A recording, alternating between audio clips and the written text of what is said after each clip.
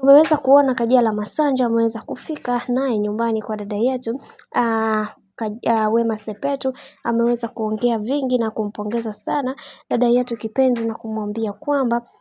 Mungu asimame nawe katika kila hatua ya maisha ambayo unayoyapitia, kwa sababu kuna wengi ambao wapo wanatamani kuweza kuona maisha yako yakiendelea kuwa mabaya zaidi, lakini kwa uwezo wa Mwenyezi Mungu tunaamini ya kwamba utakuwa moja kati ya mtu ambaye mwenye heshima na mwenye imani ya Mungu, kwa sababu kila mtu anatamani sana kuweza kuona maisha yako yakiwa katika mikakati na misingi iliyo bora, ila yote ya yote Mungu asimame nawe. Lakini pia kuna baadhi ya watu wengi wamekuwa wakizungumza vingi juu ya hiki ambacho kinachoendelea, ila wengi wao wakasema ya kwamba tunaamini katika hiki ambacho kinachoendelea sasa, Mungu mwenyewe ndiye ambaye atakayeweza kusolve hiki kinachoendelea, licha ya watu wengi kuzungumza mambo mengi ambayo ni mabaya. Lakini leo hii tumeweza kuona namna ambavyo Kajala Masanja ameonyesha upendo wa dhati kwa bibie Wema Sepetu na kumwambia kwamba Mungu atapambana nawe kuweza kuhakikisha maisha yako yanakuwa katika misingi na mikakati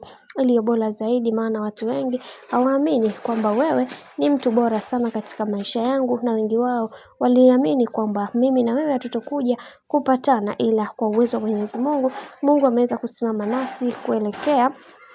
kutufanya